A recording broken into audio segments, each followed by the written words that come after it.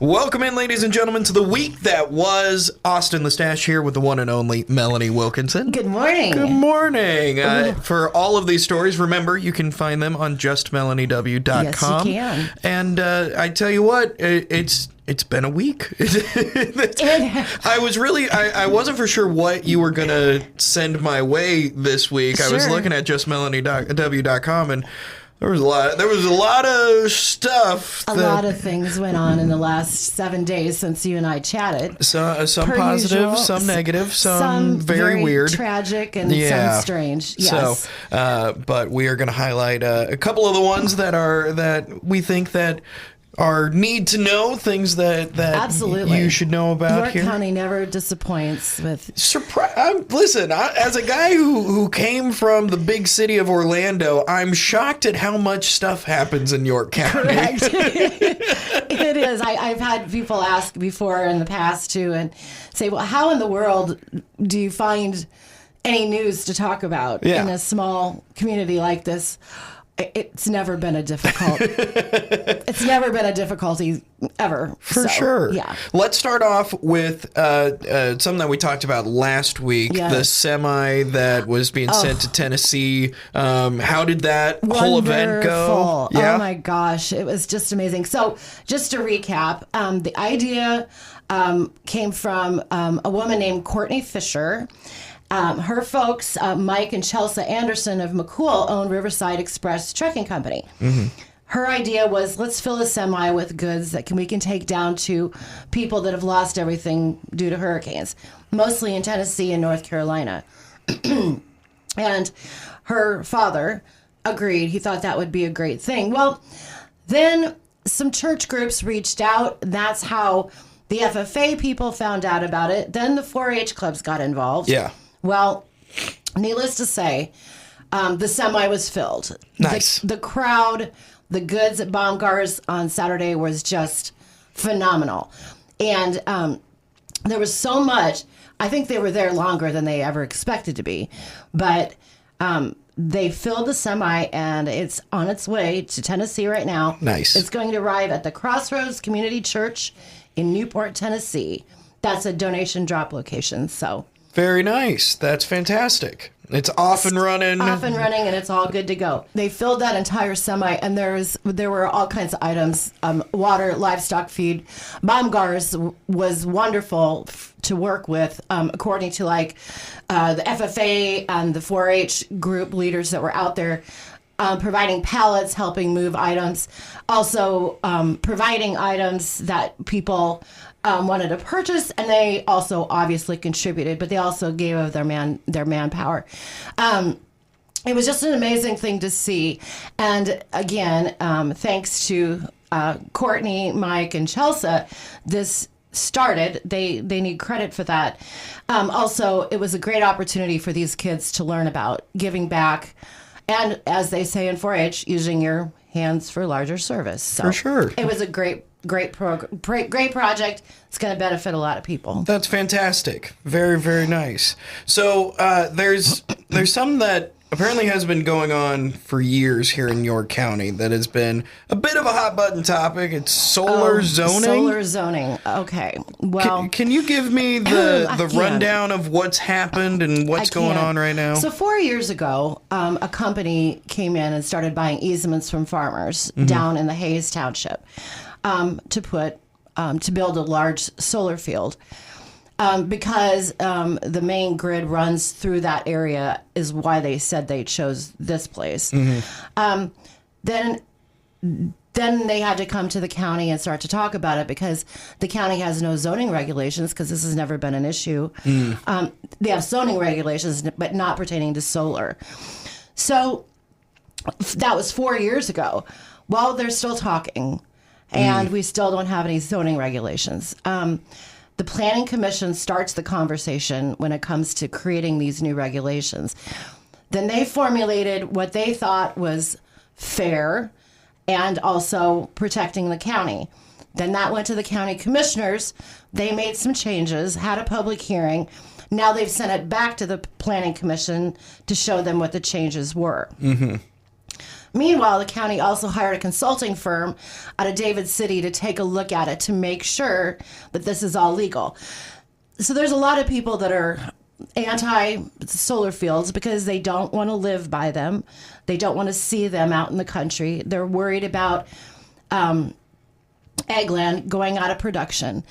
There's others that say, let me use my land for whatever I want. It's mine. It's my right. If I want to receive money for 30, solar 30 years for these panels, that's my right to do that. Right.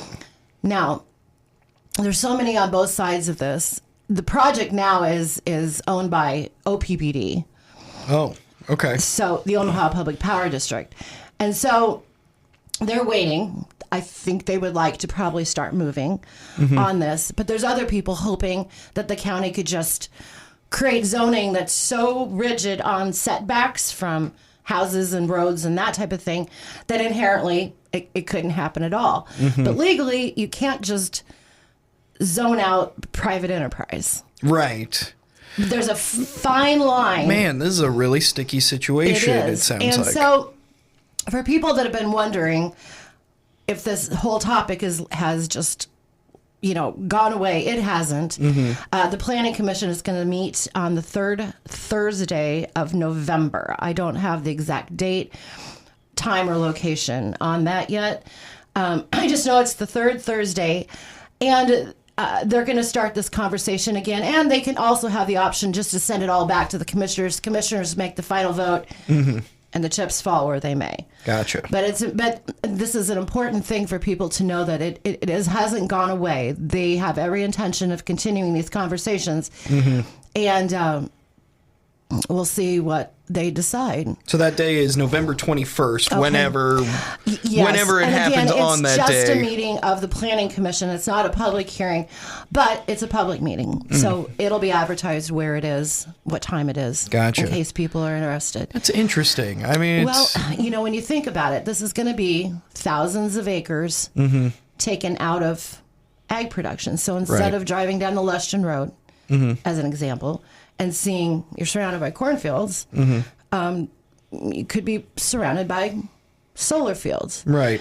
It's just something that we've not seen here. Now, there are counties in the state that have created zoning regulations that are so stringent on setbacks that they've zoned Basically it out. zoned it out. And they're going through litigation now. And that's another thing that I think And the that's counties... a really interesting thing to the idea of like... Well, the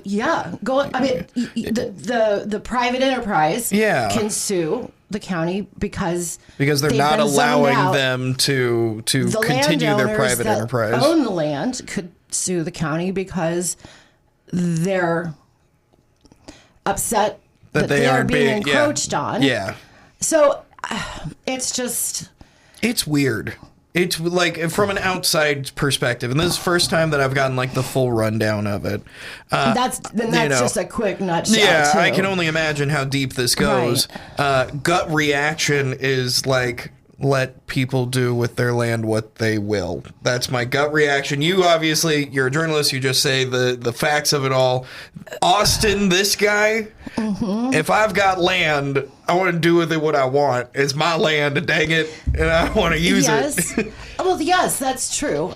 But there are people so passionate about living in that area, having these farms, their own farms, and they're going to keep farming. But the idea that they're going to look out and they're going to be surrounded by this industrial situation is upsetting to some people. My neighbor's fence is ugly, and I can't do anything about it. So I don't know. I know this is a much bigger scale than that, but So everyone is very passionate. Yes. On both sides. And of course, there's a lot of money involved. Sure, absolutely. Yeah, but on both sides of it all. And then there's the question of OPPD, your Omaha Public Power District. Some people have said, "What put this project in your neighborhood? Sure. Yeah. Why do you have to come clear out here?" It's a great point. To generate power that's going to benefit your district. Right. Yeah. But OPPD is out looking for projects to diversify their generation of electricity, which apparently, as technology has changed and industrial needs have changed, the need for more and more power is all the time, and of all different kinds. Now, we don't have any wind energy projects in York County, right? Yet. I come from up by Antelope County, and Antelope County is where when we drive home now to see the family from Petersburg to Neely, if anybody knows that stretch of, you're surrounded by windmills, and it took a little bit of getting used to. Sure, same in Phelps County, where I'm originally from. There are plenty of big windmills all around the place now, and those they all have brought controversy too. Sure. Now, another thing that the Planning Commission and the county commissioners will be tackling starting in November also is that it's time to update the comprehensive plan. It has to be done every 10 years, where they create zoning for potential projects, what they want to see land use in the county. Well, they're going to start talking about solar or about wind as well. Gotcha. But Interesting. These solar regulations, and it's a tricky thing when you don't have the regulations in place, but you have a project sitting in the wings. Yeah. And you're making it after the fact. Right. Basically, it shows what side you're on, and that then gets really sticky. And God bless the Planning Commission. These people are volunteers. They're appointed. They don't get paid. It's a thankless job. Yeah, no joke. And when they get topics that they have to tackle, they're usually very controversial. They aren't normally just. There's not an easy we're all in agreement. They say, hey, can I build another house on my quarter? And it's like, yeah, that's fine. Yeah. That happens once in a while, but most of the time it's something like this. So they shout out to them. Glad they're doing. Glad they're doing the job. And the county board gets the last word. So there you go. It goes to them, but they're elected. Yeah. Well. It'll be very interesting. I wouldn't want to make the decision. Gosh, no, absolutely not. Or I would want to make the decision and then just hide. I would just shut down. I would shut down the internet. I would find some way to just ignore everybody, and then come back out 6 months later and make another decision, and just bam. That's all I do. So in other words, folks, Austin's not running for election that is correct. Any public offices. And if he does, don't vote for him. Don't do it. Don't do it. I'm a very charismatic guy. You're going to be in the basement. Absolutely. 100%. Okay. I'll make the big decisions. That's it. And then I'll go away. And I'll go away. Oh, my gosh. Exactly. Oh, goodness gracious. So, moving on to County Sheriff Paul Verbka. Oh, yeah. Pretty big news there. This is a neat story. Yeah. So York County Sheriff Paul Verbka has been named the president of the Nebraska Sheriff's Association. Very nice. I don't know that we've had a president of this association in Nebraska before. I haven't found that we have. And that's a neat thing because he was chosen to by his peers. Nice. Paul's worked for the York County Sheriff's Department for decades. I think he was one of the first dog handlers that we've had in this county. Oh, really? Because the program, the way I understand it, pretty much started with him. Then he became a lieutenant for Sheriff Dale Radcliffe. And Dale was the sheriff for a very long time. Gotcha. When he retired then, Paul decided to run for office, and that was in 2018, and then he was reelected in 2022. So he's midway through his second term. And I thought, too, this was kind of a neat opportunity to talk about what the Sheriff's Department does besides the obvious. Sure, yeah. Well, what is the sheriff... What does the sheriff do? I don't know. They hang out a little bit, and they pull people over. Yeah, that's pretty much it. And give them tickets and that type of thing. Well, this is true, but they have community outreach. The Sheriff's Department is in charge of the DARE program. Oh, okay. In York County. So that's a neat thing that a lot of people don't realize. They oversee the jail. Okay. That's an animal all in itself. No joke about that. Of corrections is a difficult one, especially when our jail is full all the time. Yesterday, the number of inmates in the York County Jail was 31. Jeez. With others housed in other places that we have to pay for. Ooh. Because we they're, have to take care of them. Right. Because they're ours. But there's no room in the inn. Goodness. I didn't realize that. Wow. Oh, it's been consistently. We can hold about 32. They try to keep the number at 28. So, like, if you and I happen to get arrested in the middle of the night, they have a place to put us. Yeah, that makes sense.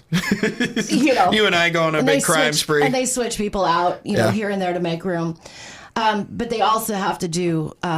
they have 2 investigator positions, which have to... One just handles sexual assault and child-related crime. One is... Gosh, what an awful job that is. It's a tough one. Yeah. Yeah. And then the other one handles, other types of things. And then, of course, we have all of our patrolmen that are out of course all the time. So anyway, they do a lot of different things. Yeah, very interesting. And it's good to see Paul getting the recognition because he's super well respected all around. And apparently so. And I know his people are really proud of this, too. It puts York County on the map and lets people know that they're doing things correctly. Absolutely. There's one last story, and it sounds like it was kind of scary for York Public Schools for a second there. Well, for a brief moment. Well, okay, so what is this story? Have you been hearing about this? And it's been happening around the country where, anonymous online, people go online. Yeah. You can do anything you want. Sure. Say anything you want. So somebody said they were a school shooter and they were going to take out schools. And they were naming all these different schools off. Well, they named York High School. Okay. It was actually York, Pennsylvania. Ah. However, this has happened in Nebraska in the last month. So, like they've named Grand Island schools, Norfolk schools, all this. What's important to know about this is that our administration, as soon as there was some sort of threat, jumped into action, got a hold of law enforcement, and they started looking at it right away.